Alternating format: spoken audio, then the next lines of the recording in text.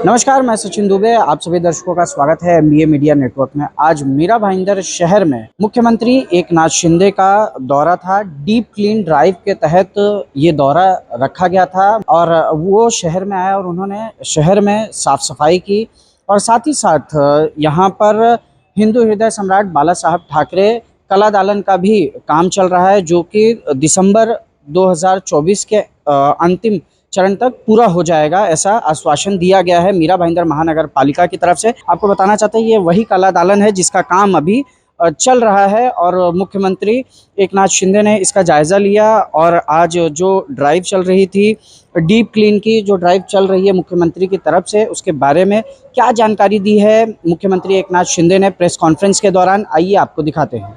एकाच वेळेस एक मोठा एरिया घेऊन त्या एरियामध्ये आजूबाजूची जी मॅनपॉवर आहे, ज्या मशिनरी आहेत त्या मोबिलाइज करायच्या आणि एका मोठा एरिया, मोठा परिसर घेऊन त्याची रोडची सफाई, रोड झाडून काढणे, रोडची माती जी आहे, डेब्रिज आहे ते स्क्रबिंग करणे ब्रशने आणि त्यानंतर प्रेशर पाईपने ते स्वच्छ करणे। हा रस्ते अशा प्रकारचे स्वच्छ होतील, फुटपाथ स्वच्छ होतील, फुटपाथ खालची गटर स्वच्छ होतील। त्याचबरोबर अंतर्गत जे रस्ते आहेत, अंतर्गत गल्ल्या आहेत, अंतर्गत पायवाटा आहे, त्या देखील अशाच प्रकारे स्वच्छ झाल्या पाहिजे। फक्त मेन रोड स्वच्छ करून थांबता कामा नये, म्हणून आतले रस्ते, आतल्या गल्ल्या, आतली गटारं आणि आतले वस्त्यांमधले पब्लिक टॉयलेट देखील दिवसातून एकदा साफ करून होणार नाही। तो आपल्याला एक पॅटर्न बनवायला लागेल।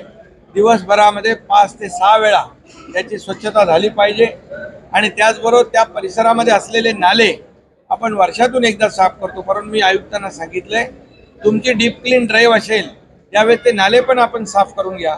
त्यासाठी तुम्हाला काही मशिनरी लागेल, ती मशिनरी देखील उपलब्ध करून दिली जाईल आणि यामध्ये मोठ्या प्रमाणावर स्वच्छता म्हणजे फॉगर, त्यांच्याकडे फॉगर मशीन पण आहे जे 50, 60, 100 मीटरपर्यंत वरती पाण्याचे फॉगर जातात।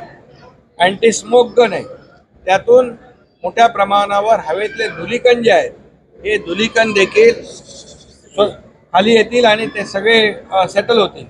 त्याचबरोबर जे इतर जी काही कन्स्ट्रक्शन सुरू आहे, म्हणजे मेट्रोची असतील, इतर कन्स्ट्रक्शन असतील, त्यांनी देखील आपापला जो काही कन्स्ट्रक्शन एरिया आहे हा पूर्ण त्याला प्रिकॉशन घेतली पाहिजे, पूर्ण कव्हर्ड केलं पाहिजे। अशा प्रकारचं देखील सूचना आपण दिलेल्या आहेत। मला वाटतं यामध्ये मोठ्या प्रमाणावर रेन वॉटर हार्वेस्टिंग याचे स्पॉट आयडेंटिफाय केले पाहिजे।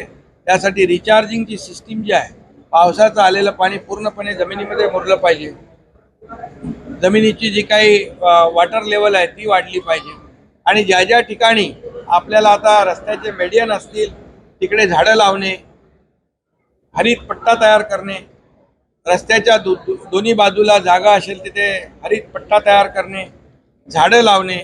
त्याचबरोबर शहरामध्ये अर्बन फॉरेस्ट ही संकल्पना जी आहे ही राबवली पाहिजे, कारण हे ऑक्सिजन पार्क तयार होतील आणि त्यामुळे हरित कव्हर जेवढं काय आपल्याला जास्तीचं करता येईल ते आपण केलं पाहिजे। अशा प्रकारच्या सूचना दिलेल्या आहेत।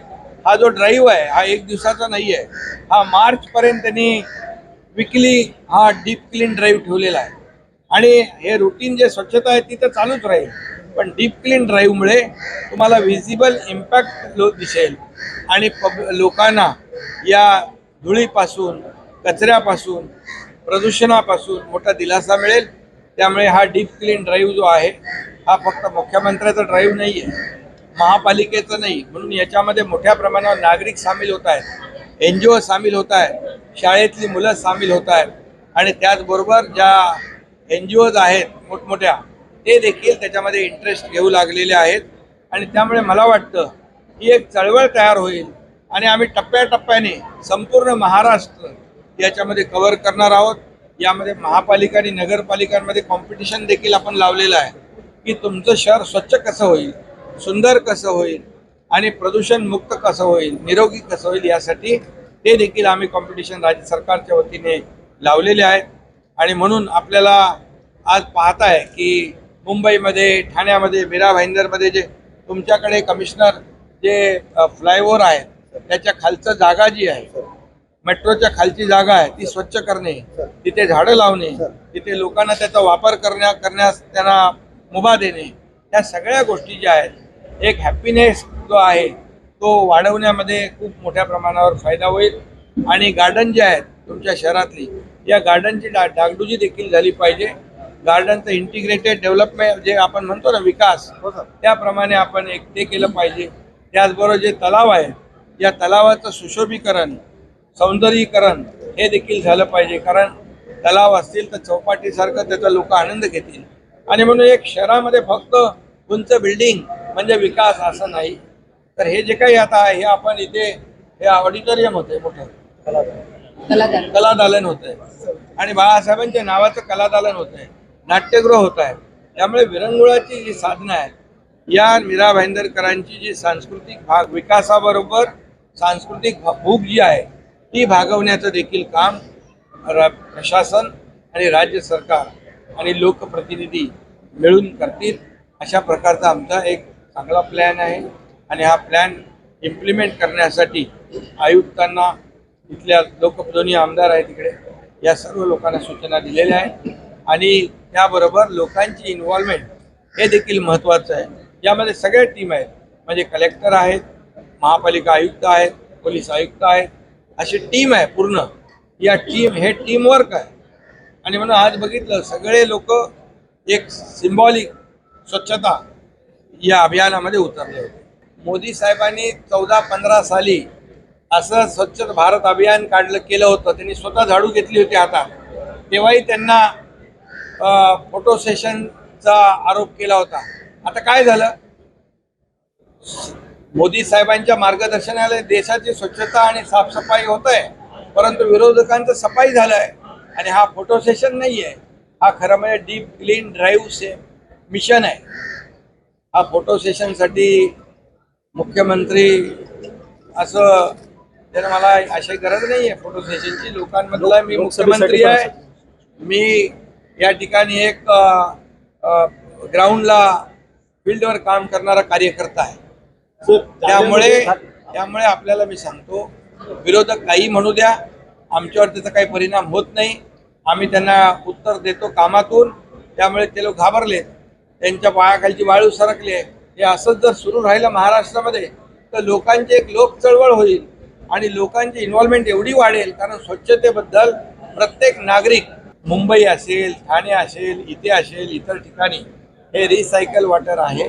कुठल्याही परिस्थितीमध्ये पिण्याचं पाणी वापरलं जात नाही. आणि अतिशय स्वच्छ पाणी हे टर्शरी प्लांट मधून आलेलं पाणी आहे, STP मधून आलेलं पाणी आहे. त्यामुळे पिण्याचं पाणी नाही. मुख्यमंत्री एकनाथ शिंदे ने अपने प्रेस कॉन्फ्रेंस में एक बात कही है आयुक्त से कि सिर्फ मेन रोडों की सफाई ना की जाए डीप क्लीन ड्राइव के तहत, बल्कि शहर के जो गली कूचे हैं उसकी भी, उन सड़कों की भी सफाई जो है वो की जाए। और साथ ही साथ जो शहर के नाले हैं उसकी भी सफाई की जाए। अगर उन नालों की सफाई में या बड़े तालाबों की सफाई में किसी भी तरह की मशीनरी की ज़रूरत लगती है तो मुख्यमंत्री एकनाथ शिंदे उन मशीनरी की व्यवस्था मीरा भाईंदर महानगर पालिका को करा के देंगे। अब देखने वाली बात ये होगी कि इस ड्राइव के तहत किस तरीके से शहर में सफाई की जाएगी। इसी तरह की तमाम खबरों के लिए बने रहे MBA मीडिया नेटवर्क पर। अजय यादव के साथ मैं सचिन दुबे।